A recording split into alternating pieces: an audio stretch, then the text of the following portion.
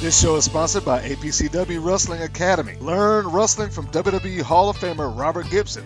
If you're interested in becoming a professional wrestler, contact them at 770-871-5417 or online at apcwdouglasville@gmail.com. Also, buy Collar and Elbow brand. Save 10% on your next purchase by using our discount code WPNWrestle. That's WPNWrestle at checkout and get a discount on great collar and elbow products. Thank you for listening to the Rights and Wrongs of Pro Wrestling Podcast. I appreciate you finding this show on whatever streaming platform you happen to be, whether it be iTunes, Google Play, iHeartRadio, TuneIn Radio, what have you. Thank you for your support, and thank you for finding these interviews with the WOW, the former WOW women's wrestlers. Those have been favorited by several of you guys out there. And I want to say first two things. One, if you have a particular request for a wrestler that I have not interviewed, please leave it in the comments below, or just shoot a message over to me wherever you may find me on Women's Pro Wrestling Network on Facebook, most likely, or you can send a message via YouTube.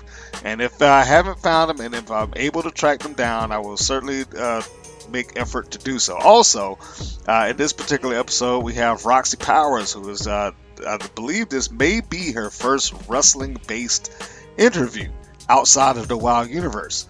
So we were working hard to try to get this interview taken care of, and I actually caught her as soon as she touched down into an airport. So there are going to be points in this interview where you're going to hear some background noise before she's able to get to a clear, clean and quiet area. I mean, it will lighten up as the interview goes on, but I just want to give you a little bit of a heads up that there is a little bit of a background noise, but she was doing such a wonderful job, and she tried really hard to make this interview happen, and she's such a sweetheart to have done that. So there's a big shout out to her and her taking the time and out of her busy schedule, and clearly is busy. You can hear it in the background, but we wanted to share this with you, and we wanted to give it to you, and I didn't want to lose any of what we had, so I didn't want to do it over.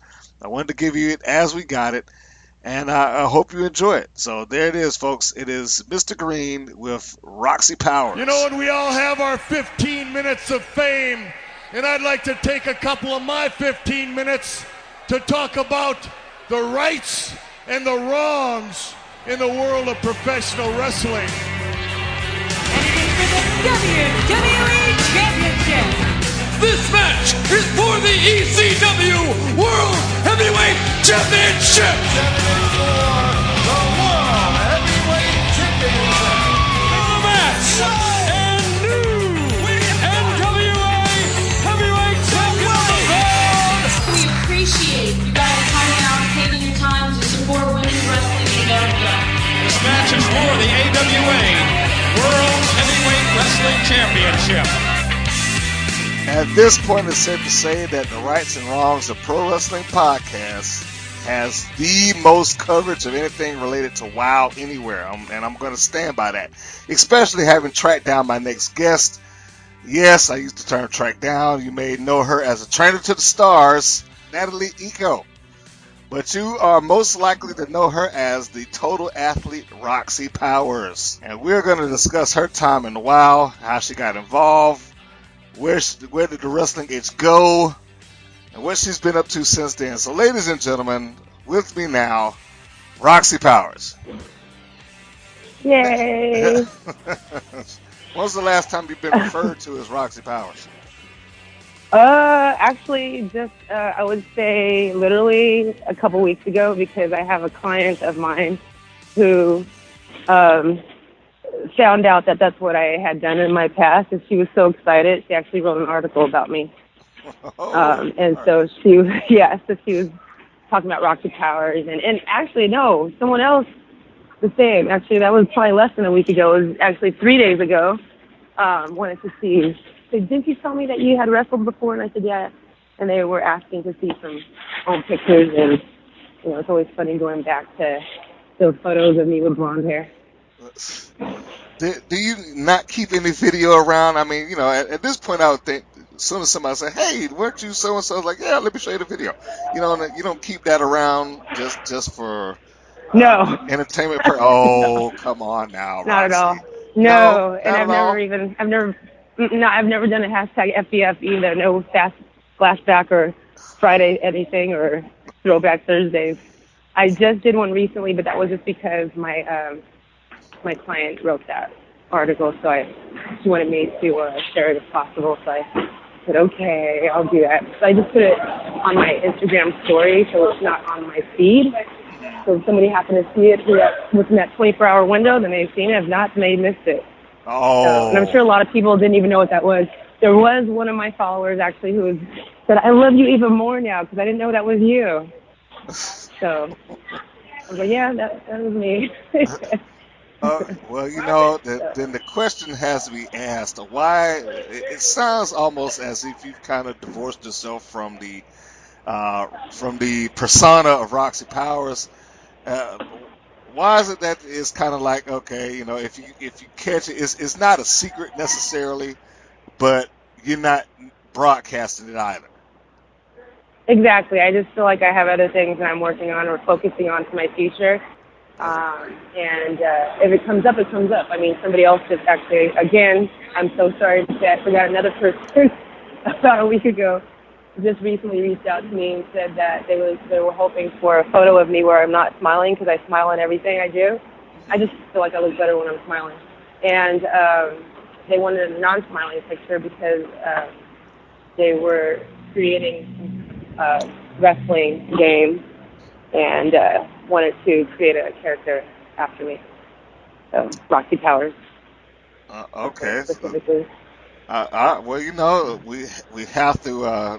we have to jump into that. I don't know how much you're allowed to say. And when you say a wrestling game, are we talking about a video game? Or are we talking about a board game, or card game, or I what? believe I think it's a video game, and I mean, I don't own rights to Roxy Powers as far as I know, so I don't know exactly what's going on. I would probably have to talk to David McLean about that one, but I don't know too much about it. I don't know who this person is. So, Okay, yeah. yeah. And that was my next question. I was like, I would imagine that the name Roxy Powers would be owned by David McLean. And as you know, Oh, for sure.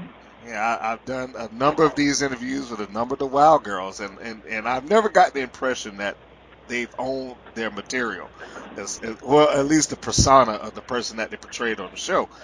So I don't know who this person is saying, "Hey, I'm gonna make a game out of it," but he may have to call her just Roxy with two X's or something like that. Yeah, Uh, yeah, or Roxy or something because, there you yeah, go. because if David finds out, he'll be in trouble. He's probably Uh, gonna have to get some type of permission. I'm sure. I don't know what they're gonna do.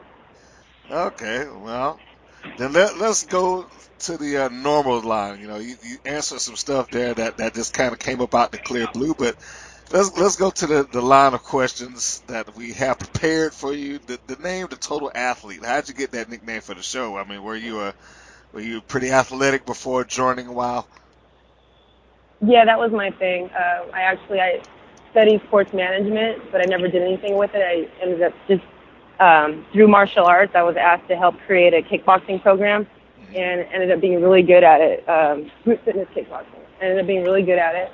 So I continued on with teaching classes and training people, and just being very fit, very active. That was my lifestyle, and I think that when David and I met and we talked for the first time, we came up with that name pretty quickly and realized that was my persona because that is who I am. I wasn't into drinking, not that I ever had drinks before, but, that's just not who I was. I just was really all about, living a healthy, fit lifestyle. I enjoy it. I love it. And I'm passionate about it. Okay. So, yeah, David came up with that. And I like that. I like it a lot. I didn't like my first outfit, though. I looked like a Powerpuff Girl. I was begging for the longest to please give me something else. So that yellow and black outfit that I did actually. I asked for that, and they finally said okay. So it was my idea to just do the all black and yellow and with a instead of the green clown shoes. And You didn't like that? yeah. One of the girls used to call me like she used to do this like a freaking like a Joker or circus. And I mean, Powerpuff Girls are cute. I actually had one of them at home, but it just I just felt like I wasn't being taken seriously, and I didn't like that at all. Oh, you were being taken seriously. You're just being a little self-conscious there, but we noticed at the end of it, yeah. So that's the reason that your costume suddenly changed, why you was like in all gold and black at that point. Yeah.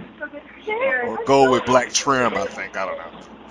Yeah, it was black trim. Yep. It was gold shorts, overall black trim, and then black shoes. And then I wanted to wear the black. I don't remember if I wrapped my wrist or if it was sweatbands, but I thought that would make me look cooler and more athletic. Okay. Now, what's your story and how you got involved with WoW? Were you actively seeking to be a wrestler, or were you looking to act, or getting stunts? Not at all. How did you get it? Okay. Neither. I actually came to LA just to change the pace from my native San Jose, California, and it's so funny. So I was teaching at Golden Gym in Venice and had a very popular class. And this lovely young lady that used to take my class all the time, named Tanja, who was my tag team partner, asked me if I would be interested in taking it out. And I was like, sure, why not? So I did, and that's how I ended up meeting with David and got on board. Okay, so your story is a little bit different. You weren't looking at the back pages or attempting to be an actor or actress. You just had to look. She saw you and was like, hey, why don't you come down here and do this with me? Yeah. She just thought, she took my class and she knew how, I mean, I have pretty good skill with martial arts, and she just, I think, thought that, they were looking for some girls, and I think she just thought that maybe I would be a good fit, and got me the meeting with David, and then it worked out. And then from there, I got hired to do the Spider-Man with Randy Savage. Bronco Billy. Yeah, Bronco Billy and Jungle Girl and Tanya's sister. Ice Cold. Yes, thank you. Who I had no idea that was her sister until who did I talk to? I think Riot. April, yeah. Yes. Yep, that was right. She the one that smartened me up to that. I was like, really? That's her sister? Wow. Okay. So all right. So yes. They don't resemble too much. They don't resemble each other too much, but yeah, they're sisters. Okay. Sure. Awesome. To the best of your recollection, who handled the training for the roster? You mean as far as the wrestling technique? Yes. It was Lee, and I just saw her not too long ago, and I saw David too, and I can't think of their names. I feel stupid. Oh my gosh, they were the two. Our coaches, they were badass. Are we talking about Selena Majors? If you say the name, thank you, Robert. You're strong. Yes, and you remember? They were wrestling too. Selena Majors and Thug. Yes, thank you. I love them. They were great. Okay. They were hilarious. Now, were they responsible for the creative too, or just the training? Both. I think they're responsible. I would imagine that they're responsible for some of the creative, because I feel like they may have had a say with. I just feel like they have. I don't know for certain, but I believe they did. Like, I think that there was a couple things that I can recall. Thug or saying to me something about or Serena saying, I'm thinking we're going to do this, or we want you to probably do this because we want to see you do that. That type of thing. So I feel like they did have some input for sure. Speaking of input, you already told me about the how you kind of turned the look of Powers around from the green and yellow to gold and black trim. Did you Green, yellow, and pink. So I didn't hate the outfit. I honestly didn't. I think I wanted to look a little bit more athletic, and I felt that looked more like a cute clown. I guess you could say. Clown. Definitely a Powerpuff Girl. A Powerpuff Girl, which I have nothing against clowns. I'm not afraid of clowns, I am maybe, but Oh, um, now you're starting to unveil to stuff people didn't know. Don't dress no, up I'm like not no just clown it, around but her. not trust me. No, really, he'll get punched or kicked. It's one of my favorite genres actually is horror. So, um, but yeah, I just wanted to look more athletic, and I felt that outfit color, that change would make me feel that way. Okay. And I guess it was just me. I don't know, but no, I mean, it wasn't just me because a couple of girls would tease me sometimes. I didn't get upset about it. I laughed about it, but I did want to be taken seriously. So I felt like, one of the matches with Lana Starr and me getting hit in the head with a stupid mirror, that's like, come on now. So that was dumb. Well, Really? look, we haven't gotten to that part of that part of Sorry, it I yet. jumped ahead. I like to No, do that. no. You can jump ahead. Matter of fact, look, I tried not to crash on the wild too hard, but as local would probably tell you, I have been openly critical about the product in some regards. I've praised it some Okay. places and critical in others. The only thing I didn't get about the mirror that in hindsight, I was like, I'm not sure if that would really knock you out.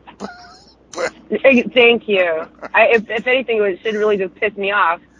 I was like that, but especially the size, I was like, okay, that might give you a couple of scrapes on your head, maybe. I don't know. Yeah. Or I would laugh at her, be like, really? but I'm supposed to be a baby, so no, I guess I wouldn't laugh at her. But yeah, so But I just I didn't like that at all. I thought it so, was ridiculous. okay, so now the question that I have following that is, okay, you clearly did not agree with that creative direction. Did you No, I didn't like it at all. did you say, hey, look, I don't believe this, and they just basically said, you know what, just do it, it'd be fine, or did you just kind of keep your mouth shut, like, all right, look, I'm not gonna rock the boat here, I'm just gonna take the hit, pretend to be knocked out, I think and walk away. I think I did say something, but I think of course I left it alone. But I didn't like really stand my ground on it. I think I just definitely made some grievances, a bit clear. From what I can recall, I think I did mention that, I just thought it was kind of silly, and I didn't like the idea that I was going to get knocked out by a stupid little tiny vanity mirror. But I mean, it's just I just was like, okay, it's fine, whatever. It is what it is. Do what you gotta do. Well, for those that are listening to this and you are fans of WoW, the episode in question that she's talking about is episode 17, which the match probably went all of like 30 seconds before she got hit in the Yeah, head. So yeah, I don't really know, and I made note of that. I was like, it probably would have been better if Lana was a traditional wrestling heel and kept, say, like a pair of brass knuckles in her trunks, or I mean, yeah, yes. I understand that's not the most feminine item in the world to use an all-girl show, but it would have been effective. So I don't know. It would have been effective. That would have been better. You would have believed in it. He's like, okay, I could buy that. I could buy getting hit Yeah, in the head with this. come But on. I train hard. I'm supposed to be a total athlete, and then you're gonna knock me out with a little plastic mirror. yeah, it did somewhat take a little bit away from you, but what are you gonna do? Right, exactly. That's Like, probably part of why I was like so eager to get my outfit changed. well, now you having been there, from in season one of WoW, because they clearly are. They go into hiatuses and they come back, but they're still moving on. Uh, how important would you say to the roster was it for, like, hey, you're getting the title? Did it mean anything to those girls? I mean, did you want it, or did most of you guys just kind of see it as, okay, it's just a prop for TV or something like that? Oh, what was that question again? I'm sorry. How The, important how important the were the titles, the belts, to oh, you and well, the roster? I was supposed to be groomed for it. I was apparently I was supposed to. I know at one point it was what's her name? She was the gymnast. Terry Gold. Terry Gold. Yeah, and David kept telling me that eventually that was going to be, I was going to get the belt. But I was like, okay, am I ever going to get to that point? Because you guys, Cage Heat kicked my butt, and like, when's it going to happen? So, and then of course, what ended up becoming, the outcome of the show. Yeah. But yeah, I mean, he had told me that a few times that it was going to end up. That was the idea. So did it matter to you? Just like, oh, yeah, great, or it's just all right. Well, when it happens, it happens. That it was more like when it happens, it happens. I mean, I definitely was,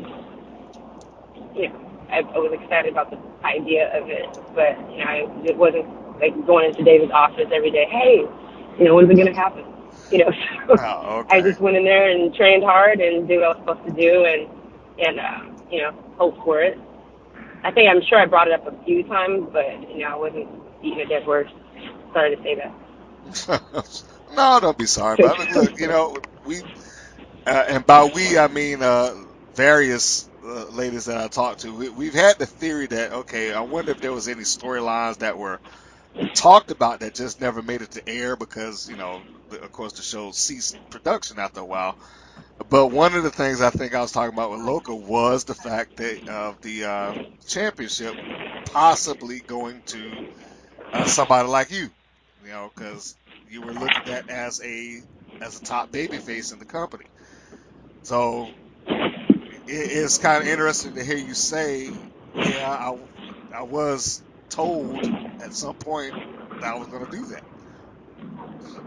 Yeah, and I think that Cage Heat was just really popular, and I think a lot of people, of course, they were heels and they were funny.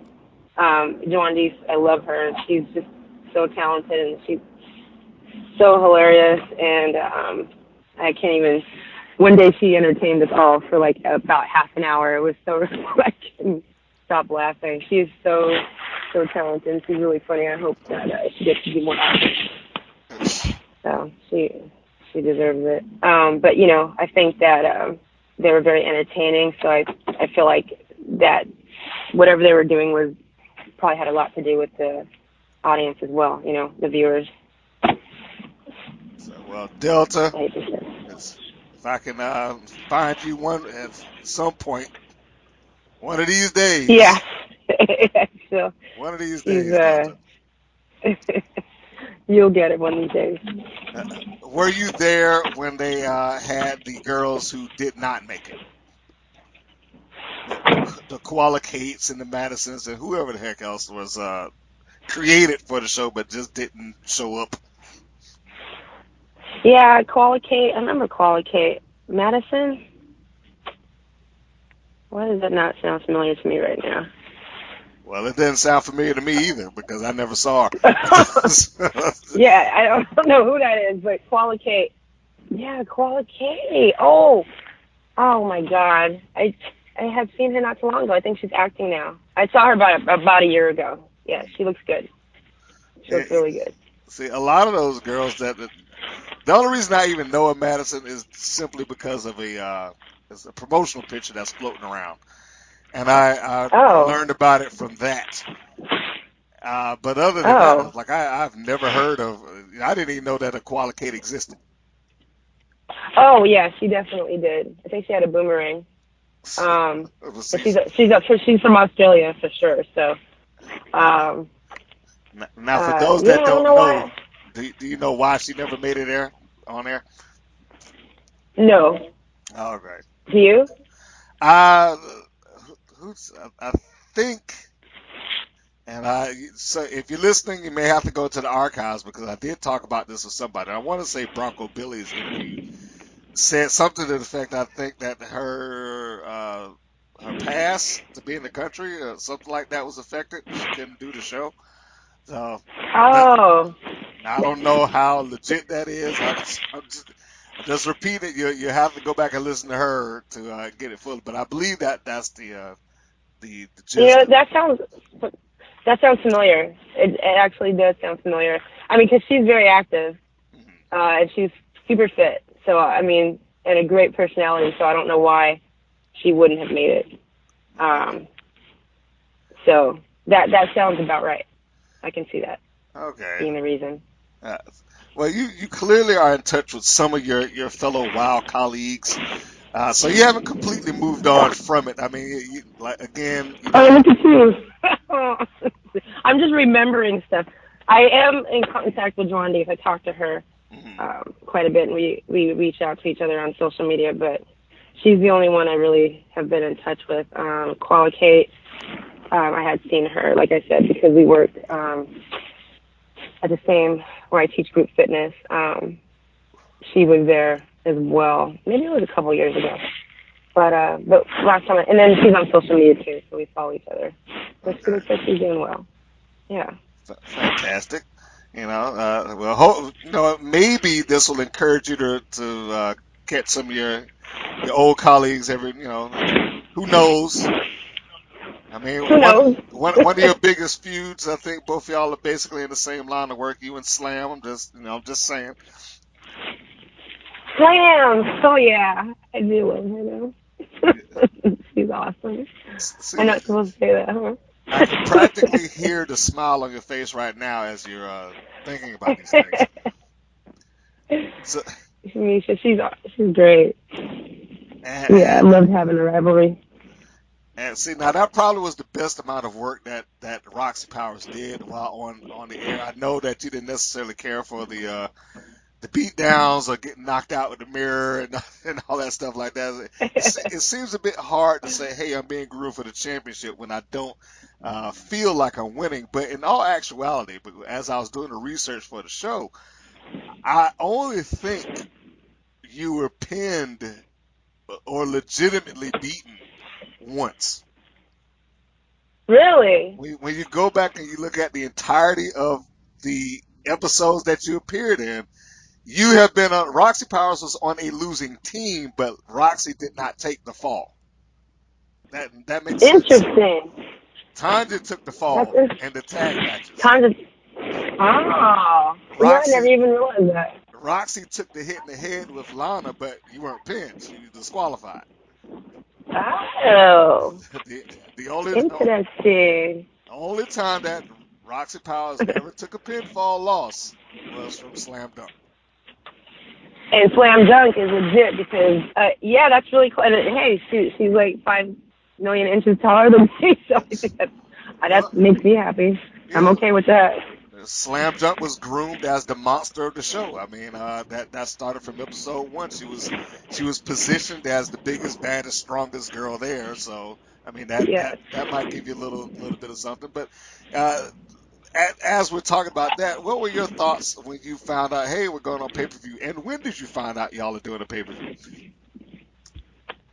I don't remember when. As far as how far into it, it was. I don't remember when. But how I felt about it, I was nervous and excited about it at the same time. I always got very nervous leading up to a match. I'm surprised I remembered anything. Like, I don't even know if I was present. Like, what happened? Where am I? But yeah, I mean, I was definitely nervous because I mean, hey, so I mean, it worked out however it worked out, but I was excited. I was hoping for more than what happened. But Yeah, I know. It all came, kind of a disappointment at that point for most people that I talk to. And I always ask them, I like, to the best of your knowledge, do you know why uh, it came to an end? what do they say before I Well, say what I know? that is varying degrees of that. I mean, Lotus has said that, well, I think it's the blood that took place at the pay-per-view. They shouldn't have did that. Bronco has said something along those same lines, but also that it served too many masters. Vanya and I actually sat and kind of pieced it together, and Jacqueline Hyde, I should say, for those who are listening. We actually sat down and pieced it together and talked about the timeline. And when she heard about us, like, well, pay per view, you usually put that on the calendar ahead of time. I was like, from what she was telling me, I was like, they probably had that pay-per-view on the books when you were hired. And if, and if that's Oh, you know what? That makes sense. Interesting. and Huh. if that's the case, it's like you really were walking into a no, I don't want to say a no-win situation, but you were fighting an uphill battle Yeah. because you've only you started airing in November or something like that, and the pay-per-views It in wasn't very February. long. Yeah, it wasn't very long before we had that. Exactly. I was like, and this pay-per-view is a different animal than TV. You can have high ratings in TV, but when you're paying for a wrestling pay-per-view, the wrestling It better be fan, good. exactly, they're looking for everything happening bell to bell. So when you're having a 5-minute match like that, doesn't, especially a title match like that's not really going to do it. In that era, it's like, and you want to have a big, strong personal feud that's going to encourage people to buy it and things like that. And following that, I think we had talked about the plague of the production issues that happened and so on and so forth. So that's a lot of what we came up with. But did you have any personal feelings as to why you thought it didn't do well, or whatever the case may be? Um, I think from what I was, from what I understand, what I was told, it was the same thing as what Bronco Billy and Lotus said. It was the same thing that people who were involved weren't happy with that. But what you're saying actually sounds like it makes more sense. That perhaps we just weren't big enough for that. Well, Maybe needed more time. I think so, because Yeah. I think like the issues say with you and Slam. We'll use that as an example. Yeah. When I went back and let me be clear, because I say this every interview that there is somebody that has the entirety of WoW sitting on YouTube. I know technically I'm not supposed to endorse that, but it's there. So there you go. So going back and watching these matches, you essentially had like one match to sell the idea, like, hey, come watch us on pay-per-view. That's one show. You know what I mean? Yeah. So we get into a confrontation. I have a issue with her. I get beat. She smacks me a couple times with the belt. All right, hey, I want a strap match, and that's it. They're like that. That's all of the sell for the pay per view for your match that you had. It wasn't this long Yeah. standing blood feud or something like that. Like, okay, enough's enough. Right. Time me to kick her ass, and if you want to see me do it, you gotta pay the money. Right. Yeah. You're right. Yeah. That makes sense. That, to me, that's logical. Well, Very much so. that is what I'm about. I'm about logic. Yeah, But that makes more sense than what I was told. To be honest with you. well, I mean, now don't get me wrong. I think that had something to do with it. Especially if you're an investor, you don't want blood on your product. Like, hey, I would pull my money out too if that were the case. So I'm not saying that they're wrong. Yeah, because I guess they wanted the girls to be more, I want them to be sexy. Who polished too. knows? Yeah. So I don't know. Yeah, maybe that was a bit much. Maybe they went a little overboard on that. But I still feel like what you're saying makes more sense. Hey, that makes me feel good that I actually sound like I know what I'm talking about. Um, Yeah. when did you find out? I mean, I think everybody found out it in kind of a different medium, but was it, hey, I'm walking to the office one day and the doors are closed, or did you get a phone call or email or something like that? I feel like it was either email or phone call. Phone call like, hey, that. Yeah, I think it was an email for some reason. I don't know. I know it wasn't walking into the office and no one was there. It wasn't that type of thing. They did let us know. Yeah, That from what I was recall. And it might have been Glenn Thug who told us. I don't know for sure. Like, we may have gone in there and there may have been a different mood and maybe people were talking about it and then they said that this might happen and maybe it happened that way. Gosh, my memory is terrible. But don't worry, I'm going to jog your memory yet. Okay. But Okay, but all right, you got that. Like I said, everybody's recollection of that is just a little bit different. But now, how did you feel when that happened? When you got the email and or phone call and you were told, okay, look, I'm sorry or that whatever it was. yeah that this is done. Did they also say, well, but stay tuned because we're coming? I think we're coming back, or did they just say just move on? Thanks, Robert. I think they did. I feel like there was some hope in there for some reason that it's possible that they were going to resurrect it somehow. Like, don't worry, this is, but we're going to be getting more. I mean, David is a really hard worker, and I feel like he's like really, really passionate about it, and I think he just was trying his best to get people back on board, and I guess at the time it just wasn't happening. But I think I do recall having some type of hope that it was coming back or being given that. So I was a little disappointed because I was enjoying it. Okay, and you never really got To the an chance extent. to polish up who Roxy Powers was. No, that's another thing. I'm like, dang it. You found out about WoW coming to an end. You were disappointed about that. You weren't. You were disappointed that you never got to really see Roxy's potential go all the way through. In hindsight, let's say that Natalie behind the scenes had the power of the book, and you were able to write how you would have done it. Do you, in hindsight, say, hey, I would have done it this way? Yes, I do. And I do. how would that be?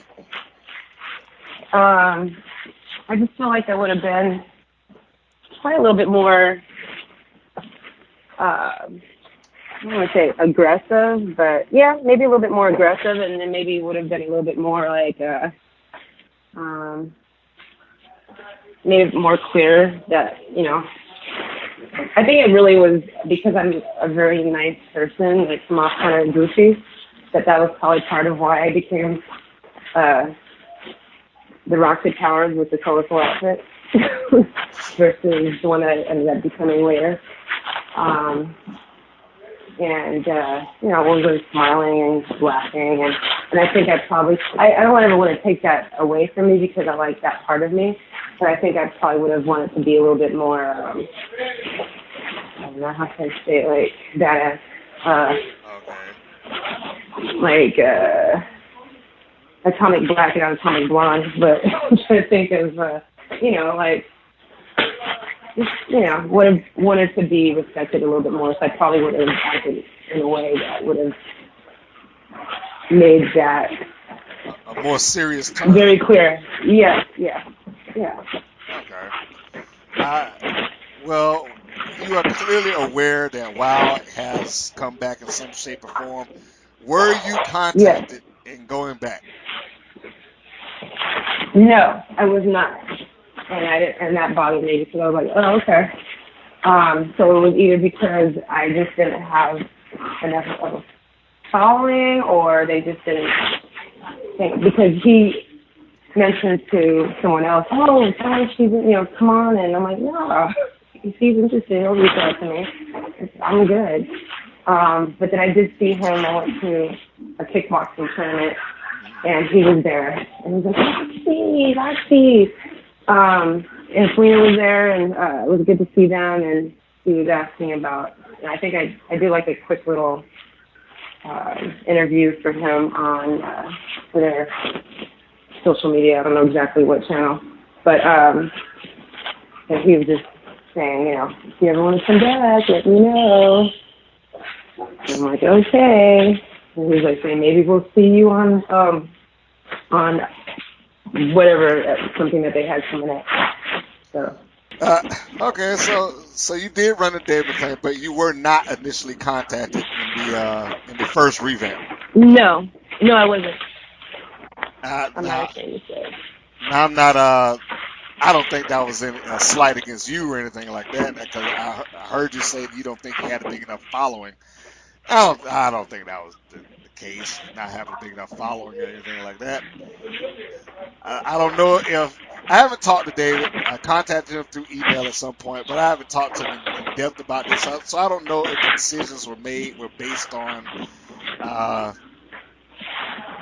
how large a following was there. I, I think the idea of WoW was beginning to change because it's gone through like 2 or 3 incarnations since its return. Oh, really? Yes. Well, we'll see. Look, they're smarten you up a little bit for that one, Elliot.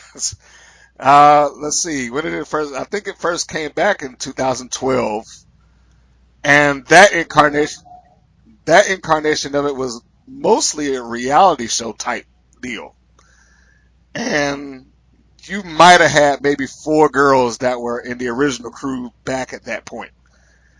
And a lot of that stuff that was on there was shot because reality shows were still hot at the time. And I think they were trying to jump on that bandwagon. And first off, take what I'm saying with a grain of salt. I'm not in the booking meeting or anything like that. But I also don't think that they got anybody to buy the program like they might have wanted to. So that kind of sat on the shelf for 2 or 3 years before they actually decided to cut it up and make something out of it. And then it went through a second incarnation where WoW wasn't just what WoW was in 2001. It's kind of a hybrid between indie wrestling girls, and original WoW girls. So I think that's part of the reason in that they're trying to split out the roster. That's just my guess. Okay, So, that makes sense. but And I know Dewan Beef went back, but I know she went back. That she did a show. I know that. I know that much. and when I think about the people that went back, like Cage Heat, for instance, the story that they Yeah. had there is that they just held on to the titles. Now, I don't agree with that. That sounds ridiculous, but but that's the story that they're telling, and they're sticking with it. Ultimately, like I said, that's the story that they have, and they're kind of sticking to that. That they've held on to the title for like 10 years and they never lost it. Oh, that's so funny. Same thing with Lana Starr. I think she was just kind of slotted in there to be the champion since Terry Golden come back, and also the same thing. Like, she won the title at a show that never happened. Nobody, there was no TV, no audience. There's no viable proof that it ever took place. But she won the championship, and she just showed up with it. Oh, okay. so, Well, that makes me feel better. so all of that to say, I think that they, at least in their world, there's some level of explanation as to why the people that they picked are there and have showed up. But a few have come back since then. So maybe Oh, Roxy really? Powers may show up on TV. So the big question out of all of that, I said all of that to say this: if it came up now, would you go back? Oh, God, I don't think so. No? Why not? I think that was brought up. It would really depend on, well, first of all, you don't have to put a blonde wig on me or Roxy Powers is not going to dye her hair. No. All right, let's say I had the power and say, look, I don't care if you got the blonde wig. Forget the hair. Just be Roxy. You know. It depends on, it would depend on the story, the choreography, and all that stuff, and how the whole show's how the whole show is gonna go. Okay, so Basically, how. So at this point, you would have to be sold on what the story is in order for you to show up. Yeah, the story, and it just depends on what their plan is going to be. Yeah. So now I'm gonna tell you this. Normally, when I do these interviews with the girls that's working on indies, I have a segment that I call fantasy booking. So I'm gonna think about that for a second. And David McClain, if you happen to be listening to this interview, which I know sometimes you have, I'm gonna do you a solid and come up with a story right now on the spot. That's and I'm gonna pitch it to her before I'm done. And if you like that, run with it. I'm not asking for nothing off her. I'm just saying. So you just keep your ears tuned for that. All right. So you haven't gone back. So let's step outside of the wrestling world for a moment. Because once that ended, you clearly moved on. You stayed in immaculate condition. and I will quote that Thank you. from Cher, because she did give me the quote that she hurt her foot in a match with with you, where she's like, I kicked her in the stomach and I hurt my foot. I was like, That is hilarious. She told you that? That is so funny. she told me that. So, I I'll tell you, Delta landed on my rib cage when she did a flip and landed right on top of me. And I said, "Don't do that again during the show, please." And she did it again. I'm like, "You did that on purpose." She messed me up for years after that. oh, My back was so jacked up for a while after that. But I'm happy to hear that she hurt her foot. That should be always the case. You always should hurt your foot if you try to kick me. well, she essentially, and this isn't verbatim, but I think she essentially praised your body, something along the lines of a god Aw, or something. that's So, really sweet. That's sweet. rock hard Roxy Powers hurt Loca's foot when she tried to kick her. Aw, dang. So, Good. No, I'm just kidding. No, so, that's so not good. here's the point that we're gonna test that memory of yours, and I'm Oh, gonna do yeah. this rapid fire. So you give me what you got, all right? Oh, gosh, I'm not going to. Okay. Let's see. Look, you already got the nerves kicking in. But episodes. The first time that we see Roxy Powers is episode 1. That is in the Wild Battle Royal for the Wild Championship. Tell me your memories of that battle royal. I just remember being all over the place and somehow towards the end getting pushed out. I feel like I don't even know how I got pushed out. Somebody pushed me out, but I honestly cannot recall. But I wasn't one of the very first. I think I was towards not the last, maybe there was. You were towards the end, yeah. But you know what? Yeah. The funny thing about that is that you don't remember it, and nobody else will either, because it never happened on camera. So Oh, it's like really? they said, "Hey, and Roxy just went out too." It was like, where? I didn't see it happen. So no, they never caught it. They never caught you go out on camera. I just walked out myself. I just don't even know. I think it could have been when I just had to go at a certain point, and I was where I was. There was so much commotion going on. The focus was just there was just too much happening, I think. There was so much going on. Were you nervous about I being in snuck the out. battle royal? I mean, that's a pretty. No, not at all. No, I Uh-uh. was gonna say that's No. a pretty big match for a first time. I mean, that's essentially your debut match, and it's a battle royal. I think it was more fun than anything because we're all in there. It's different when the focus is really just on you and one other person. Okay. Because, it's more obvious if you mess up. Well, it could be more obvious. Yeah. Unless you can play it off, which I think I did a few times. How far ahead of you walking into this first match were you laid out the story? Like, okay, hey, we're gonna do this, and this, or did you just get it week by week? Oh, pretty much week by week. Okay, so It wasn't that far ahead. So at this point, you had no idea that you were aiming, that you were eventually wind up in a feud with Slam Dunk. You did not know that at this point. I don't think I knew that right away. Okay, now I only bring that up because at some point Roxy joins in to help eliminate Slam Dunk. Like it takes 5 of y'all to do it, but there's a point in the match where she's up on the ropes, and then it's Roxy Powers, Selena Majors, and the Beach Patrol. They all get together to put her out. So 4. So yeah, it took 4 of y'all to actually get her, and then ultimately you. Oh, yeah. Dang, thank you. I totally forgot about that.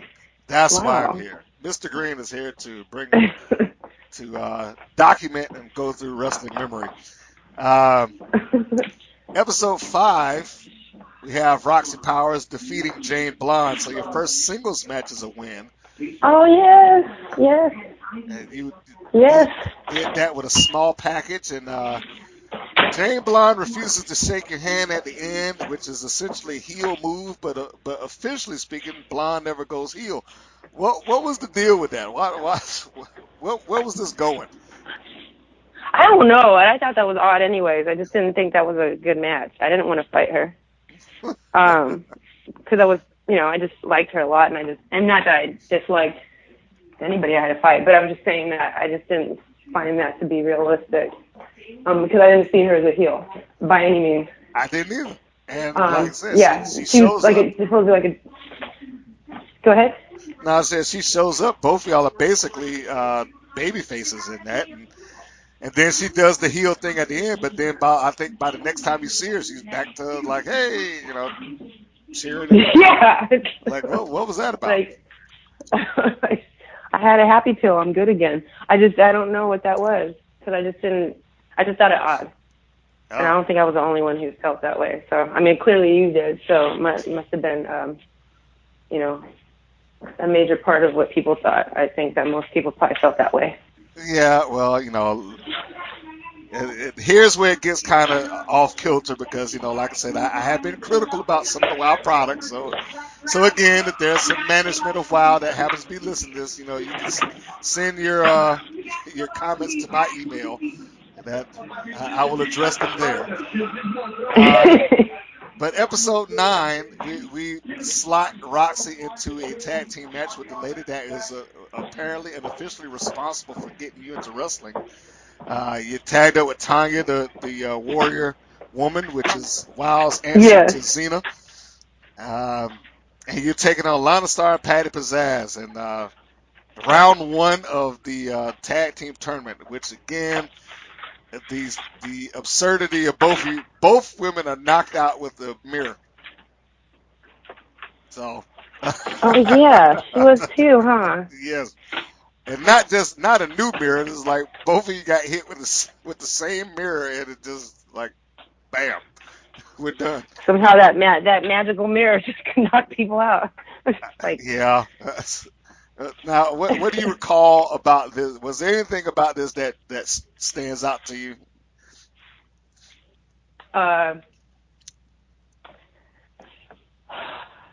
There was some mess up somewhere. I can't remember what. Was it in that match?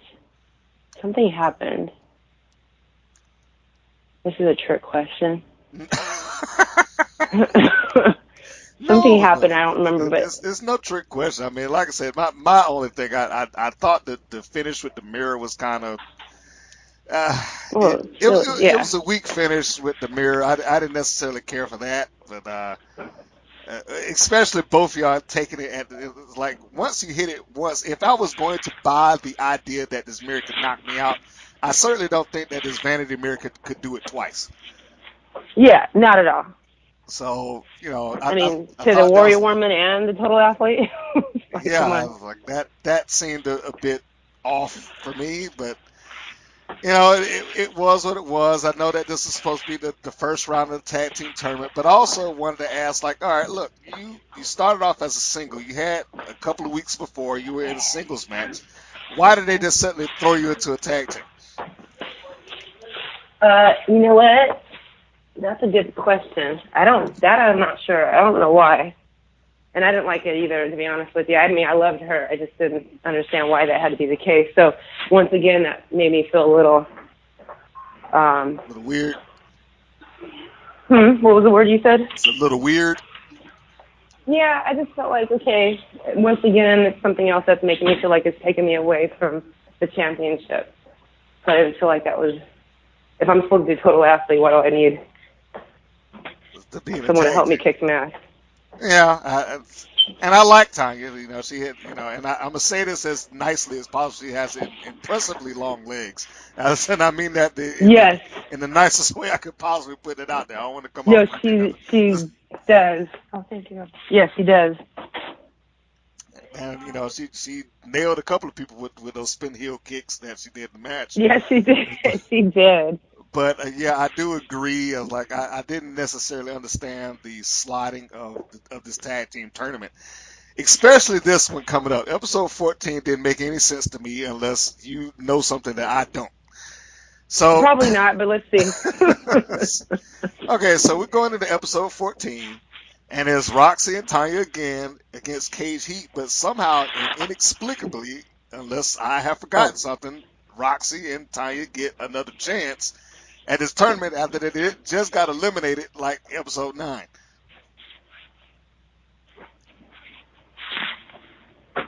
So what happened there? You shouldn't have been in the tournament. That match shouldn't have happened. Technically speaking, Oh, Lana Star and because Patty we were. Pizzazz already beat you. And what they Oh, gotcha. So here we go. All of a sudden, you're back in it, and you're in the we're second back round. in the. Yes. So what was this? I mean, was this? Honestly, I think they just like probably figured people weren't going to pay attention. That's what I'm thinking. Okay, Because there was nothing like saying like, oh, you guys are technically not supposed to be in it anymore, but it wasn't even that. It was like, you guys are going to do this. That was it. Okay, I mean, it Yep. felt like the rules were just kind of getting made up as it went along. You know what? Probably because they probably were like, well, we don't want to put them here with them, so let's have them whoop their ass, bring them in because we don't want them to get their asses whooped because they need to fight these two. I don't know. I'm just kind of guessing. No, that sounds good because the only thing that I came close to is like, okay, I know they removed Lana Star and Patty Pizzazz from it, but I don't know how that justifies saying, all right, well, we'll just give Roxy and Tanya the slot back in it because they didn't remove them because of that match. They removed them because of the next one. So I don't know why Tanya and Roxy would have gotten the nod and gone in it. And yeah, to your point, they probably would have want to put Cage Heat up against another heel team, so they probably needed two baby faces that they can beat. I'm guessing. Yeah, that makes sense. No, that sounds right. Okay. And forgive me for not understanding more of that, but that sounds about right. Well, that sounds right. I know you've been removed from it for a while, so you do get a pass. I know we're talking wrestling Thank you, please. at this point, but as long as it jogs up some reasonably good memories, then it's all good. Yeah, no, it does. It's fun to remember. Now, here's the one that you had a problem with, episode 17, the 1 minute match of Roxy Powers and Lana Star. Yeah. Other than the fact that you were not happy with how you lost, which was by disqualification, is there anything else that stands out? Although, I do have to add my 2 cents in, like how Roxy got disqualified is seemingly a mystery because I don't remember Lana Star even remotely trying to hide the fact that she hit her with a mirror. Just I remember running out there like, she hit me with the mirror. She hit me with the mirror. Why was I going out there like being a little punk? Yeah, I do remember that part, but I don't remember how I got disqualified. Oh yeah, you talk about your hair. Yeah, it's like I was like, oh my God, come on, really? But after you're down, she then goes over in front of the referee and grabs a pair of scissors, and she's walking over to cut your hair, and then Ice Cold comes in and interferes, which causes the disqualification. So yes, but because she attacks Lana Star, and like Lana wins by disqualification. It was a really short match, and it only seemed to be there to kind of serve the Lana Star Ice Cold feud. Like you just seemed like you were a body in the ring for that one. Exactly, that's what I felt like. Yeah. Okay. They should have used somebody else for that. Why didn't they use why are the total athlete? Why Roxy? Yep. Yeah, so you're pissing me off now. And now I'm going to have a bad night. No, I'm kidding. Oh, no, I'm kidding. No, that makes sense. But yeah, see, so things would have to be way different. I'm like, I'm sorry, David, that's not right. See, that's stupid. Now you say it, you're gonna get off the phone like, God dang it, this is why you treat me like no. The Roxy now would, if I were to go back and be reprised, she wouldn't let that happen. Well, I would certainly hope not. So, no, and she wouldn't be running out the ring, come up, my hair. Well, I actually think you did that twice. I know that you did it in the tag match, and the only thing I can think of as I was watching it, because now I'm looking at it, trying to pick out where the spots are. I was like, okay, she probably went out here now to allow for her to get hit in the head with this mirror so that we can leave Tanya alone in the ring, and now that she can get double teamed and she can get knocked out. So that was the only thing I came up with. I think you need to go online and look at some of these episodes. I know you don't want to watch them anymore, but not those. The only one I ever looked at was between myself and Slam Dunk. Slam Dunk, and then I think even though I used to get my butt kicked with KG, I just thought those were fun. Okay. Well, now here's something that I want to ask, and you may not remember this because I don't remember it as a fan either, but it feels like some of this stuff aired out of sequence. Oh. Like when I went again, I'm trying to do some research on it, and I went back and I was like, okay, let me check and see when these air dates are.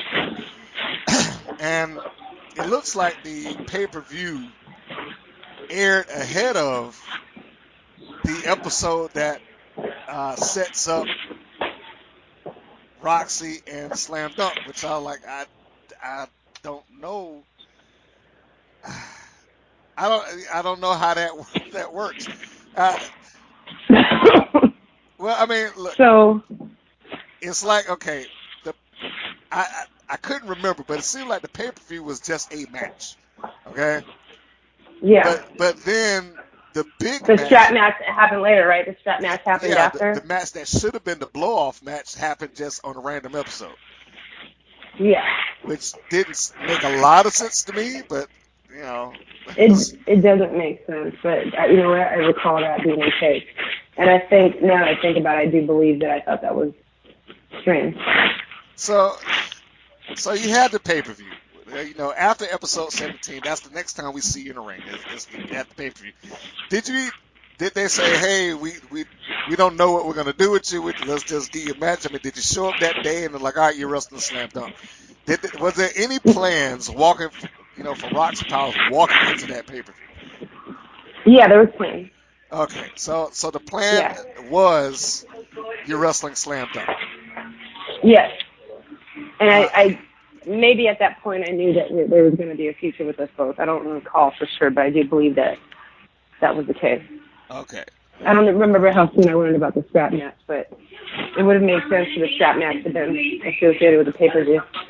Yeah, it would have. So they probably just didn't even know what they wanted to do yet. Okay. So that's what I think. They probably just thought about that having the rivalry between myself and Slam Dunk, and then having us have our match for pay-per-view, and then deciding later, now we're going to do a strap match. So I think that's probably what happened. They probably just decided, for pay-per-view, let's have these two fight. They're both athletes. So. But again, that hindsight, or that 2020, I can look back and say this is not booked right. The pay-per-view isn't supposed to start the feud. That's where it's supposed to culminate. Right. But apparently that is the first time that the both of you come up against each other, and it happens at the pay-per-view, and neither of you win. Roxy Powers and Slam Dunk wrestle to a no DQ because both you and Slam hit the referee. You nail him with a nasty clothesline. Josh Milton bumping around like he wasn't no tomorrow. I mean, he took all sorts of punishment for you girls. And Slam hits her with a choke slam. And now here's the thing that we have to point out in this match. And if you have the time and your free time, I want you to go back and watch it. The most notable things that took place in this match, and for those that are listening to this, go back and look and listen to it. The crowd began to chant bullshit over the finish. They did not like this finish. That was the first thing. You didn't know that? Maybe I did. My mind went to remember what I want to remember, I guess. Yeah, they didn't care for the finish of the match. Seemingly, they went into a bullshit chant. The second thing was one of the complaints that a lot of the fans had was the production value because the camera moves away and it misses Roxy getting her super kick in. Oh, see, that's some bull right there. I do think I recall that.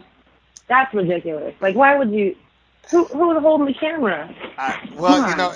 And I don't. It was the crane camera. I could tell it was the crane out in the audience, but why they went to that shot is the more important question because it didn't serve any purpose. It wasn't like showing anything important.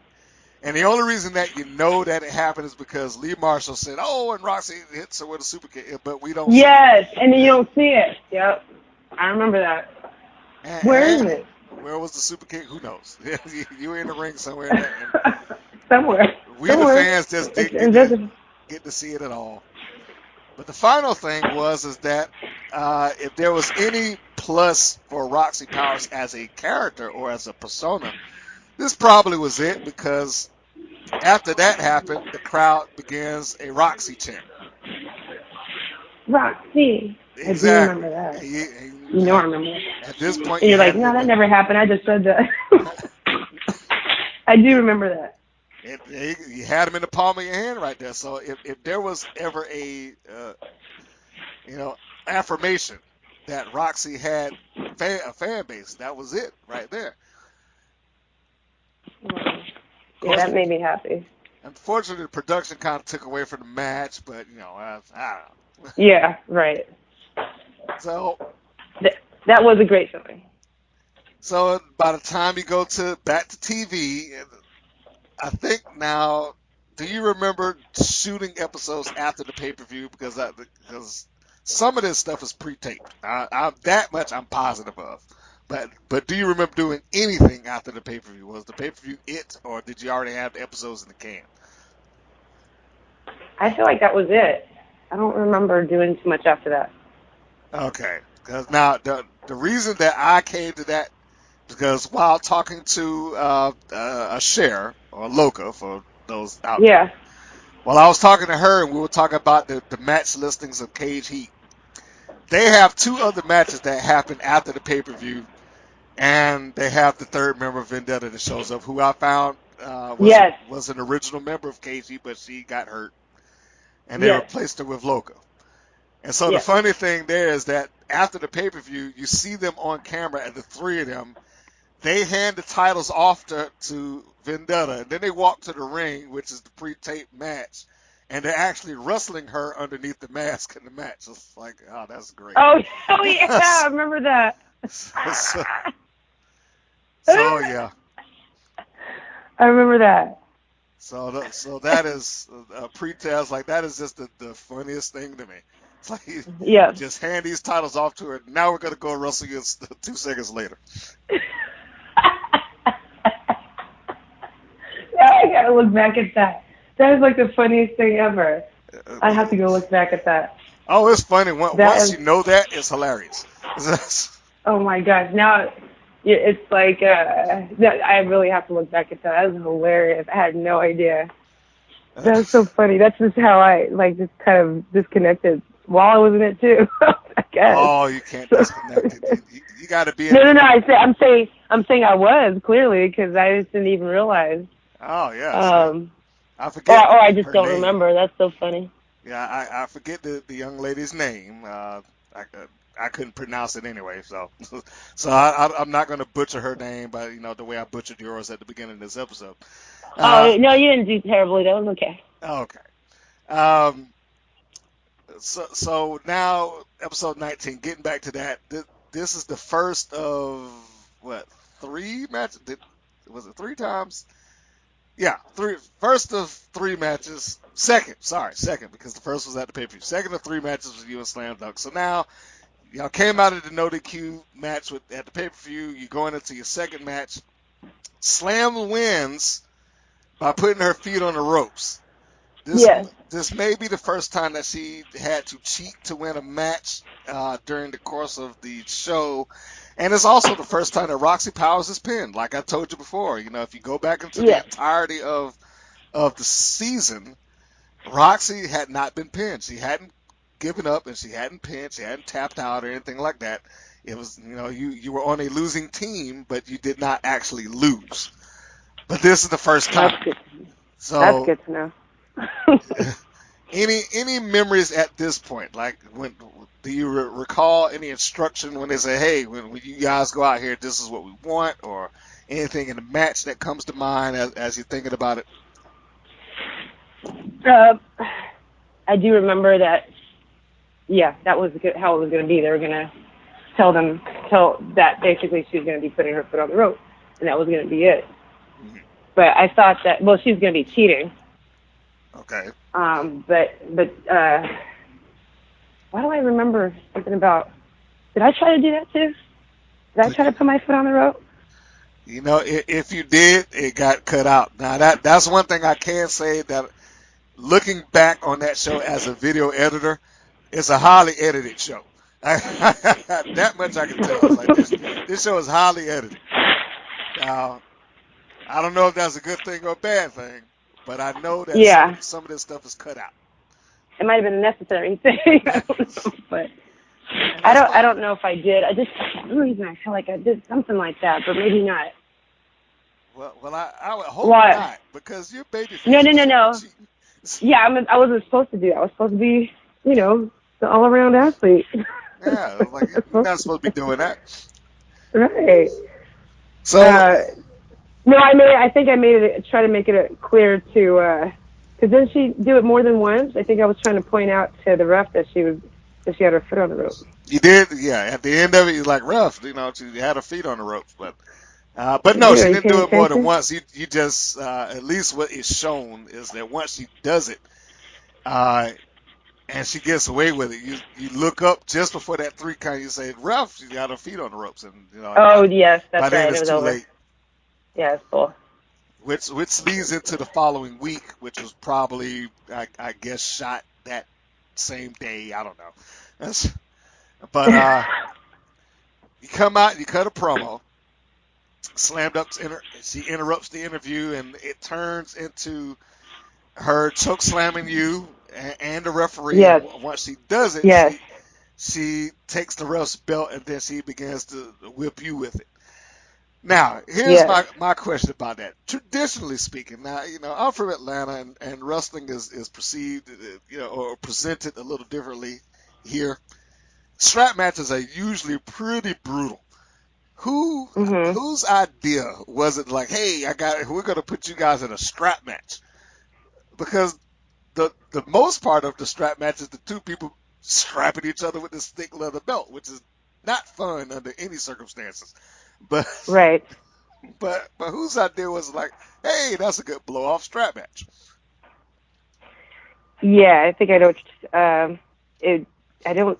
I feel like it came from Thug and Selena for some reason. That's what I recall. Were you okay with doing the strap match? Was there any hesitation, like, hey, I don't know about that? A little bit. I mean, I didn't know what it was Mm, because I didn't know too much about. I mean, I had watched a bit of wrestling when it was WWF, but I didn't know anything about a strap match. I just thought it sounded kind of bizarre. yeah. And then I think I had them kind of try to explain what was going to happen. Um, and the way it wasn't exactly what I thought it was going to be. I don't think it was very brutal. No. I mean, the strap match, in terms of what you guys did, I thought it came off mostly like, all right, let's use this as a means to, just as a gimmick. I mean, it didn't seem like it was used all that much, that I can recall. And, No, not really. Just like maybe just trying to. I remember like trying to. I got close to a turnbuckle, and I thought I was gonna tag. Then she pulled me back, and then just it was used probably, I'm sure, differently than how it typically was traditionally. yeah, traditionally, Um, you're right. You do the same thing. Now, the rules are the same. You go and you hit the 4 corners. Mm-hmm. But throughout that, there is a lot of just whipping each other relentlessly. And I couldn't imagine when I heard about it. I was like, I don't know if that's, I'm not sure if I want to see that. I mean, now, had that been the pay per view, now, and I'm certainly not encouraging, like, hey, y'all beat the crap out of each other. Yeah. But had that been the pay per view and it was advertised like, see this strap match, and it happened full bore, yeah, I'd have paid for that. Yeah, and I think the reason that comes to mind that I was like a little concerned about, we're gonna do what? Because I thought it was really gonna be something kind of crazy like that at first, and maybe that's what they were considering doing, but it didn't go that route at all. And I mean, I hope I wasn't saying, oh no, I don't want to do that. I don't think I would have said that. I think they probably were just, I don't know, maybe they just assumed we didn't want to start whipping on each other or something. Well, But I mean, clearly it would have been, I mean, it would have been okay. But yeah, I don't ever really remember that being something brought up in terms of, what they were planning for us to do with it. now, It just didn't. Yeah. in hindsight, I think I would have aimed for a different stipulation. Yeah. Something that could have worked without without it coming up short or anything like that. Yeah. If it were me, you're asking me today, like, hey, what match can we have? I would probably say, all right, lumberjack match. Let's get the wild roster outside this ring, and make sure that neither one of you can leave. If you go out, they push it back Oh. in. Now that's a lumberjack match. Now I don't know if the setup would have had to have been different to justify why you needed it, because Right. episode 20, the only reason that strap match came into play is like, you whip me with the belt, then let's have a strap match. That kind of. Right. Okay. Right. That was kind of the reasoning behind why Yeah. we have a strap match. I don't know. So they probably were deciding, okay, what can we do between those two to make it more exciting? And then, well, let's have her choke her there with that. And then just like what you said, and then we'll make them have a strap match or we'll make them have a strap match, but how are we going to lead up to that, to us deciding that that's what they're going to do? Now, see, had it been me, then the setup would have had to have been in the previous match where she cheated to win. Yes. Like every time I Yes. get ready to win, Slam Dunk leaves or she runs. Yes. Or something like that. Yes. Roxy's the only person that has put Slam to the test, and every time she starts to get the advantage, Slam rolls out of the ring or something like that. And it gets frustrating, and Roxy can't take it, but she loses. Like, I would have won if she didn't keep running away from me. I have her number. I just need a match that's going to allow me to keep her in here to where I can beat her and show her I'm the best. Hence, See, Brian, that's awesome. I like that. Now we go to the lumberjack match. See, look, if I had the book, that would have happened. But that right there would have been, I think, really cool to see and fun to do. That would have made sense. Well, I'm about trying to get some kind of logic in there. So the final match that you appear in is the strap match, which you get to hand Slam Dunk her first loss. Yes. Which, is a big deal, but it's kind of anticlimactic in a way in that you didn't get to hand her first loss by pinfall. Right. Which I thought would have been the bigger deal. Yeah. Did you care? Did it feel like, okay, Roxy's getting momentum towards being the champion or being the top girl here, or how did you feel about the whole thing?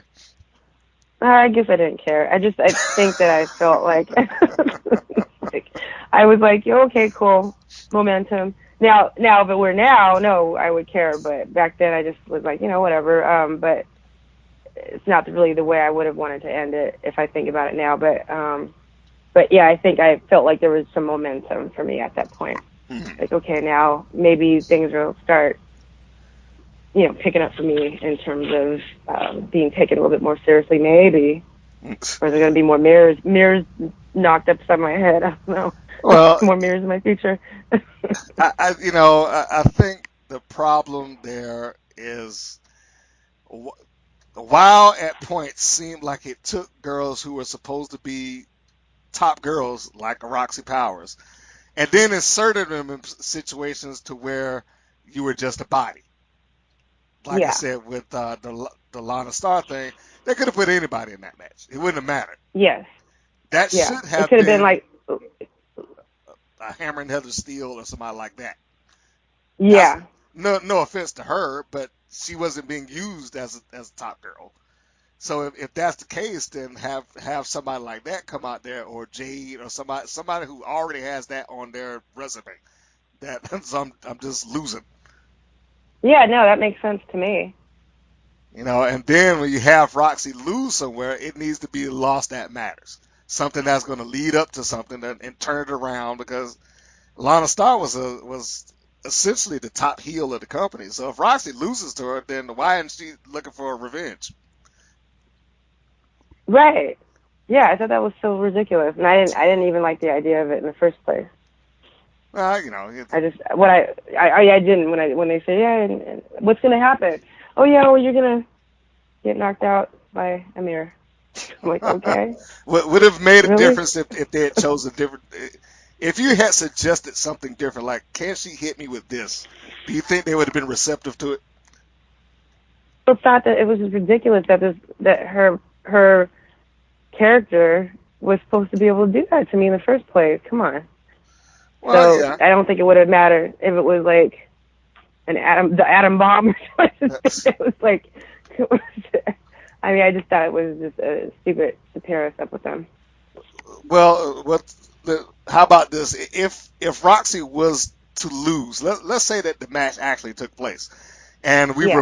we removed the mirror from the equation because I didn't like the mirror finish. If you were going to you walk into my office and say, okay, look, I'm fine with losing, but here's how I think it should happen. Would you have a different suggestion to go in like, okay, maybe Lana can do this to Roxy and it happens or something like that?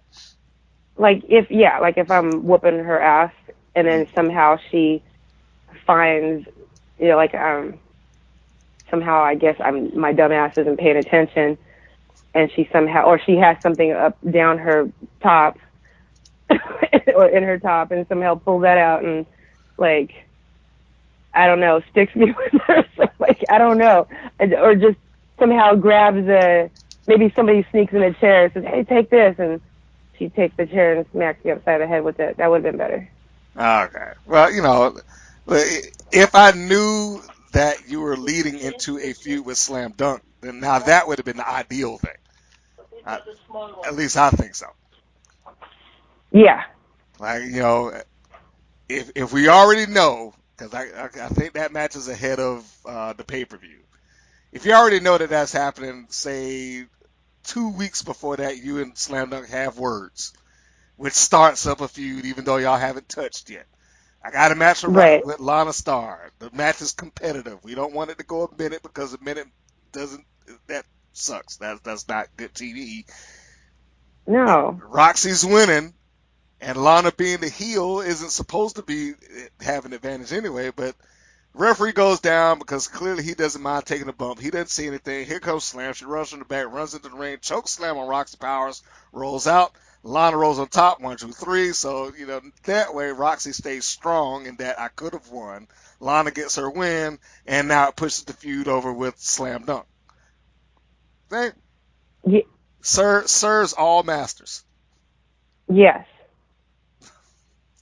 There you go. I do my best. You need to write that. I All of should it. have. Now, Yes. unfortunately, after episode 21, WoW ceased its production, and the last match, I don't think y'all were main event. Let me look at my notes here, because y'all did have a main event on one episode, but I don't think that the strap match was it. Oh, you were the main event of episode 19 where she puts her feet on the ropes, but after the strap match, episode 21, I think that was the second to last episode to air. The episode 22 was the final one. You weren't on that, and that pretty much ceased the production. So coming from that, you did appear in Spider-Man. Did that come as a direct result? I'm assuming it came as a direct result of you being a WoW girl. Yeah, they came and auditioned all of us, and they chose the four of us. I think I was trying to act like a heel because I believe they may have given us that direction. Yes, you were very heelish, and the all the bonnets were. Yeah, so I think I just kind of got in their face and slammed the table. I don't remember exactly what I did, but it worked out, and it was fun. Did you have any aspirations following that? Like, hey, I think I want to continue this acting thing. A little bit. I mean, I tried to do. I wasn't like, now I want to be an actress. But, I mean, I still did what I did, but I was pursuing whatever came about, and, like maybe auditioned for a few things here and there, and a few things came up that, like a pilot that I had gotten, that never got picked up. I was hired for a pilot that never got picked up. Okay. Yeah, and it was a game show, basically, I believe, and I was going to be like I guess you could say, it was Danny Bonaducci, and then it would have been, I would have been the girl, you'd have been his Vanna White. That's what I was trying to remember her name, and I could not remember her name. Thank you. You read my mind. Yes, exactly. When you do these podcasts, you gotta know them, at least. Sorry. No, that is my job. that is what I do. So it was Danny Bonaducci. He had a pitch for a game show unfortunately that didn't go anywhere, and you just continued on with your career, because it's not like you picked this up after a while. You actually were doing this ahead of a while, and put it on hold, and then you went back to it. Is that accurate? Put what on hold? Your career as a trainer. You were training. Oh, yeah, exactly. I didn't put it on hold. Well, no, I didn't have to put it on hold. I still did my work. Okay, so you were doing that while being on WoW? Probably, yeah. Okay. Or maybe not. At that point, I think I was still pretty new to LA, so I was teaching classes, and my schedule was probably slightly different. I know I didn't have a lot of time because we were expected to be there to train often, so it was probably majority, was definitely WoW. But I was still doing some fitness stuff for sure. Okay. And so anything that happened after Spider-Man was just a result of WoW, and anything that happened from that. Yeah. So. Well, I asked because I don't want to say I get conflicting reports, but I get different interpretations of it. Like I want to say there's been one or two that said, well, when I started doing WoW, that was all I was doing. But Riot's interpretation was nobody there made enough to where they could do that full time. No, we did not. Exactly. No, we did not. Okay. So there was no way to, yeah. But like I said, I had only been in LA for a few months. I had just moved down there. So, I was still just building my life there anyhow.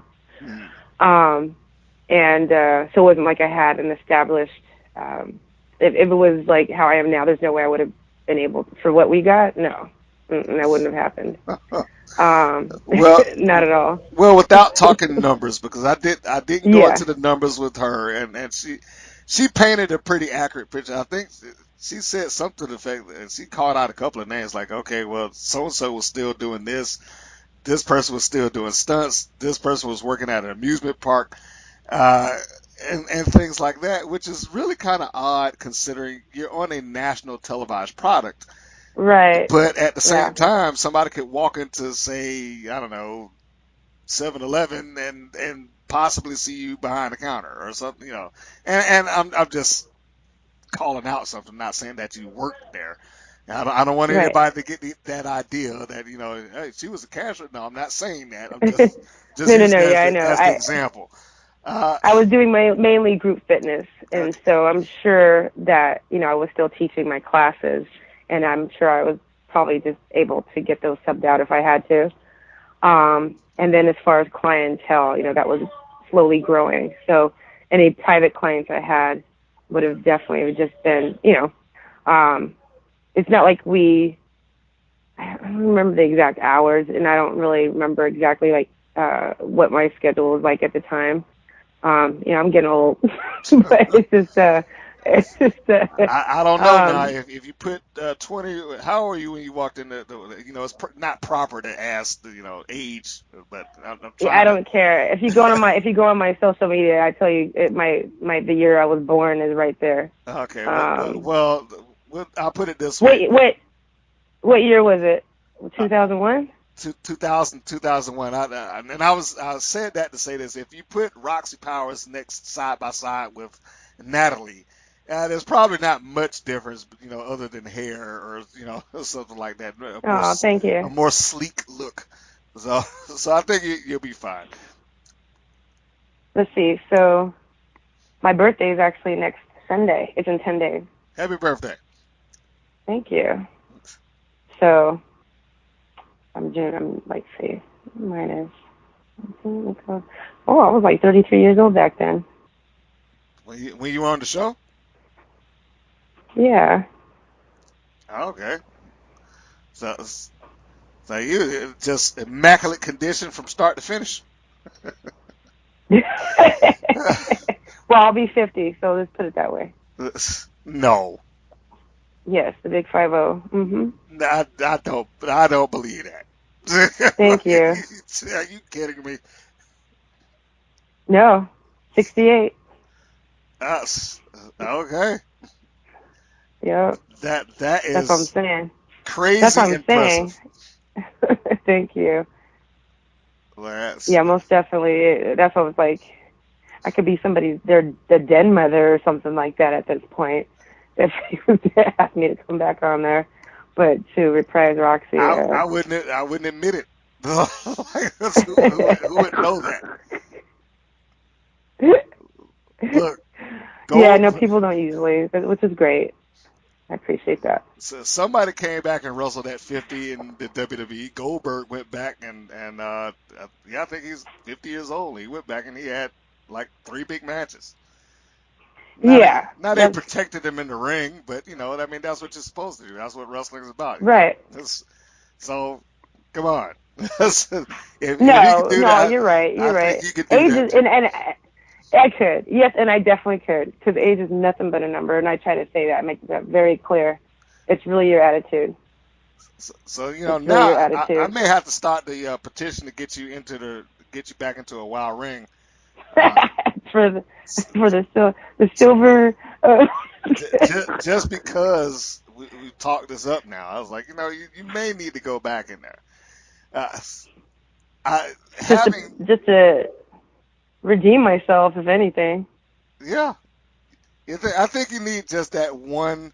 It just hit me, and I said I was gonna have a storyline before you got off. I got it, but I'll get to that in a second because I don't feel like it would be right to have this interview and not talk about your business because Oh, clearly thank something's you. working. So we have to talk about that.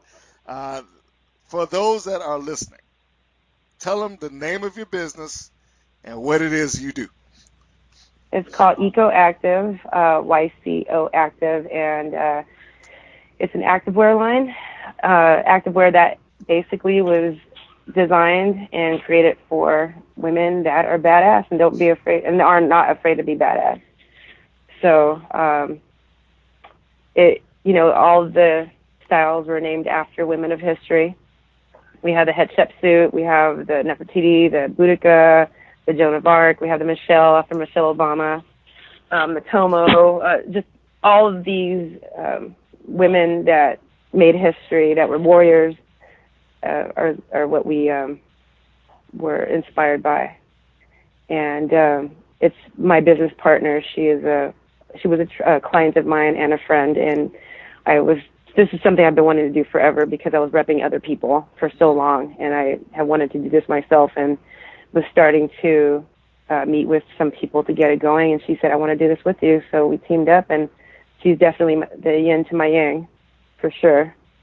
Sweet. And it's been it launched 10 months ago, and we're very new, and we made a lot of mistakes, and that's a big part of growing pains of a new business. But my plan is that that we learn from that and just get better and better. And I'm so passionate about it, and I really do want this to me, it's not about making the money. I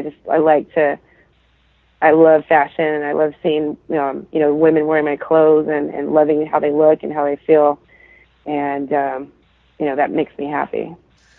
Well, how can they find your brand? How can they order it? You have to give out your contact information, and I hope text it to me so I can actually put the correct I will. links and stuff like that online. But please go tell anybody that's interested how they can get a hold of you for that.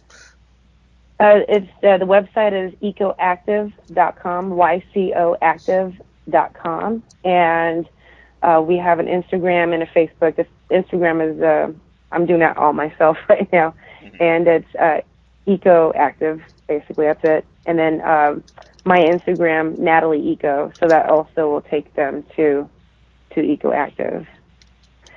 And yeah, that's it.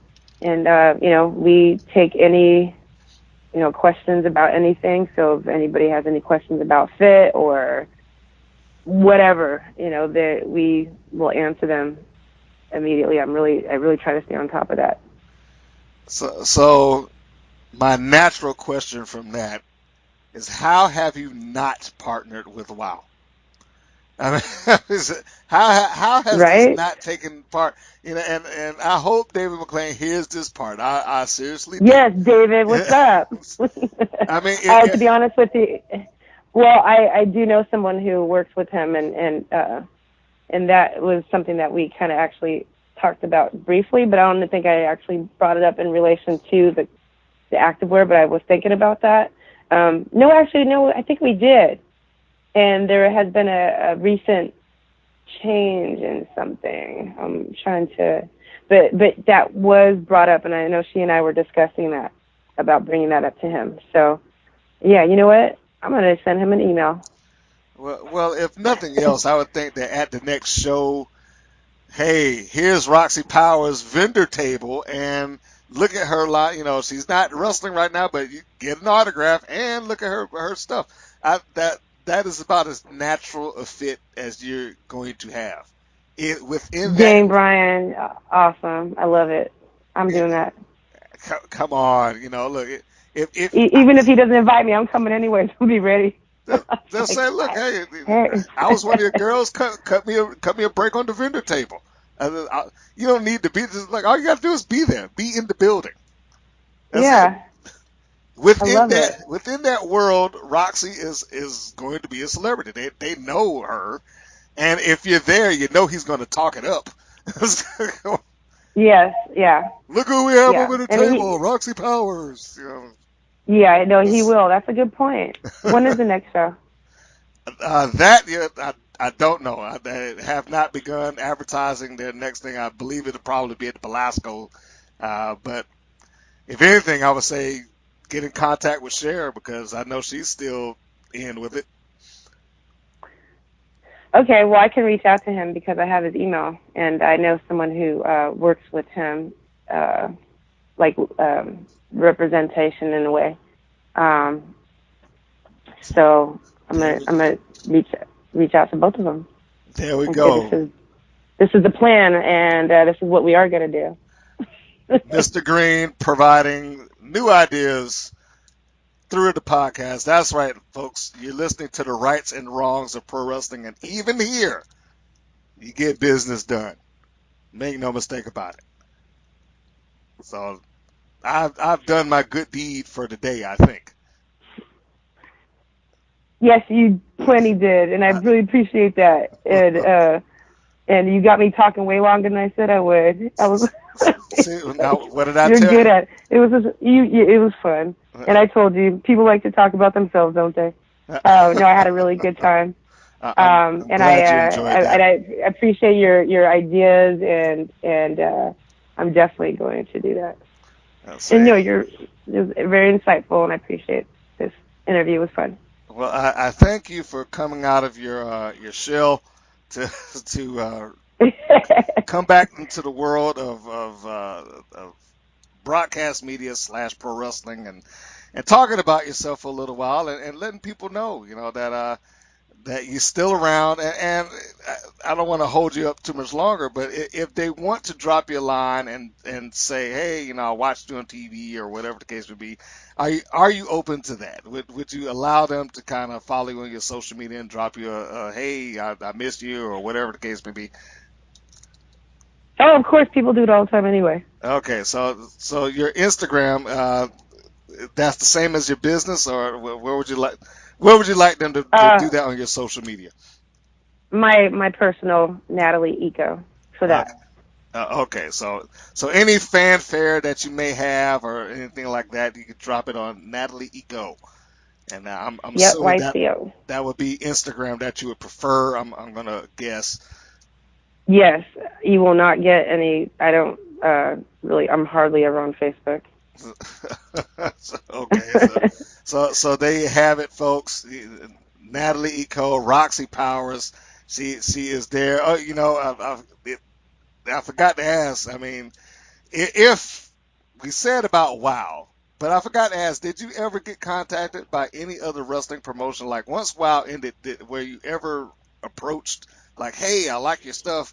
Would you consider come working for me? No. No. Did you Mm-mm. pursue wrestling outside of WoW? No. Mm-mm.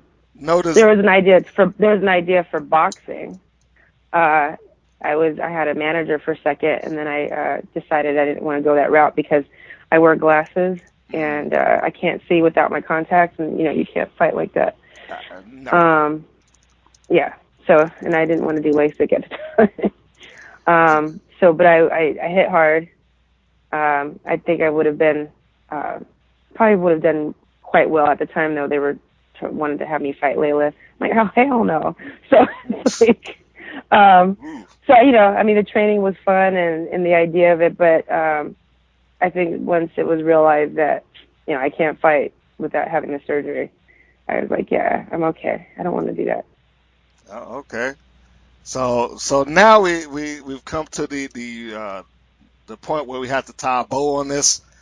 Because like I said, I've already kept you on longer than you expected to be, so pat on the back for me. But this one goes out to Selena Majors and David McClain and whoever else is booking for WoW at this point. Now I already laid out how Roxy Powers can be in the building. I've given you that. Yes. There is nothing stopping. She already wears activewear. I mean, that's like Yes. two teaspoons away from wrestling clothes as it is. Right. Get her in that building. Right. And here's your Yes. story.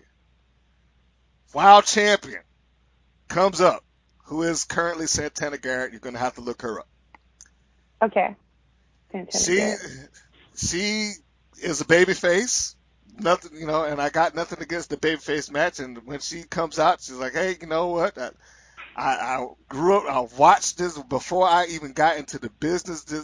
This is what I watched. I saw you. You're a total athlete. You were inspiration to me, and you never ever got your due. You never got that chance at the Wild Championship. I want to do something. I didn't ask Dave McClain. I'm going to do this right here, right now, in front of these people at the Belasco. If you're willing, step in this ring with me right now, and I will give you the shot you never got." Roxy comes from behind the table, walks into the ring, takes the microphone, addresses the audience, blah blah blah, makes the I accept. Give me a couple of minutes to warm up, and I will be back out here, main event, I don't know if I still got it, but I will give you my heart and soul. Got to get the inspirational speech. Got to have the Rocky moment. Both of you walk Oh, off. that would. Both of you walk off, and then you got an hour for them to talk this thing up. I can't believe it. She's come back. She took this thing out of nowhere. What's she going to be like? Is she going to be any good? Blah, blah, blah. So on and so forth. And the beautiful thing about it is Santana Garrett is good enough, because she wrestles all the time, that she could probably lead you through an entire match. I know you get the ring rust off and all that good stuff. But you got an hour from that point, if you did it at the start of the show, right up to the main event. Talk them in. Here it is, folks. Back after X amount of years, Natalie, who professionally known to us as Roxy Powers, is going to get the championship shot that she never got. That's the story. And she comes within a hair of winning. Just make the loss easy.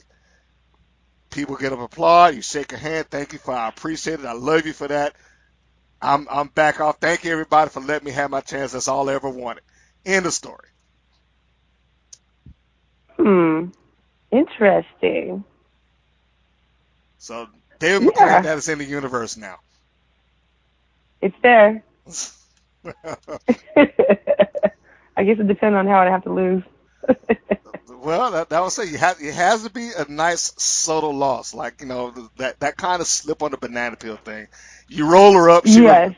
you get close. She has to get it to where you get close. Yes. Yes. Otherwise, that would be just. It would have to be. Yeah, and just like a hair away. One of the best spots I don't know if you could use it, because Jungle Girl basically already had that spot where both of the shoulders were down and then one of them got the shoulder up. So I don't know if you would use that one, but something along those lines. Something like that would be good. We could use that again. Where you can get the shoulders down, but I don't know that both of mine are down too. And dang it, I just missed it. That would be perfect. That would work. Or you probably got super duper cardio if y'all just go the full 15 minutes and go to a draw. A draw works for me too. See, I like both of those ideas. I'm on your side, Natalie. I'm on your side. Thank you. I appreciate it, Brian. I pumped you up. So again, I'm just going to say that this episode, Out into the Universe, David McClain, I have written this on the fly for you. No charge. No charge. No charge. There you have it. Natalie, you have been a treasure to come on here. I'm glad that I was able to track you down, and glad that you conceded and said, you know what, I'm going to do it. Thank you for that. I did concede. I did. Well, I'm sorry that I had to badger you over it, but it was... No, you didn't. But no, it was a lot of fun, and I appreciate the time that you took and being interested in talking to me, and I hope that everybody enjoys the interview. I hope so too, and I hope that I'm sure that your clientele will probably get a kick out of this as well. Maybe learning a little something about you that they didn't know previously about your former life as a professional wrestler. Yes, I'm sure they will. And for those, as I close this out on the Women's Pro Wrestling Network, quick plug for me, you can catch this and other episodes on iTunes, iHeart, Podbean, Google Play. Of course, it all goes up on YouTube. All the episodes are archived there as well. And as a bonus, because she brought it up, I think it'd be fun, I am going to find a current picture of Natalie and a past picture of her, and I'm going to put those pictures side by side. And I want you to go on to the Women's Pro Wrestling Network Facebook page. I know you don't go on Facebook all that often, but I hope you do. And I want you just to look at these things side by side, and whatever comment that you have, and you've already put it out there. Now, I'm still kind of hard pressed to believe it. I don't think it. You said 50. I don't believe that. You look amazing. Mom, what year was I born? Yeah, right? Well, like I said, you look amazing in that. So And you're talking about Thank you. 32 to 50. Come on, that is fantastic. Yeah. So yes, Thank you. I think that needs to be put up there. And if anybody that doesn't believe it, then please leave your comments below on the picture. I am going to put the age up there. If you're giving me approval to do it, I'm going to put the age up there. It's okay. It's okay. Okay. I mean, I don't. Yeah. I mean, it's on my Instagram. I literally put born in '68. Well, then it's going up there. And I want to ask. I'm asking you guys, people who listen, do you believe it? Is it just me? Am I the only one that like this can't be right? But she says it, so it must be true. You know, we'll go. Yeah, it is. So with that, go check her out. Go check her out on her Instagram. Pronounce your last name for me again. Is it? Yco. So phonetically Eeko. I keep wanting to say. I want to say. My mouth wants to say echo, but Yco was. All right. So Yco, like ecosystem, but YCO. There you go. All right. Thank you. That probably helps. Now, so Yco, Natalie Yco, go check her out on her Instagram. You can follow her on Facebook, although she says publicly she's not on that much, but you can follow her there. Definitely any other platforms that she may have that's out there, you definitely want to support her and her business on there. Links will be listed in the description below. Hopefully that there'll be some sort of bonding between her and WOW at some point. And that's that, folks. I think we have done it all, and we are out of here. Thank you for listening for the full length of this podcast. I appreciate it. She appreciates it. And good night, everybody. Good night. Thank you for listening to the WPN's Rights and Wrongs of Pro Wrestling. If you have questions or comments, please contact us via our Facebook or our YouTube channel at the Women's Pro Wrestling Network. If you're new to the WPN, feel free to subscribe to our channel and like our page. We appreciate your support. Thank you again for listening.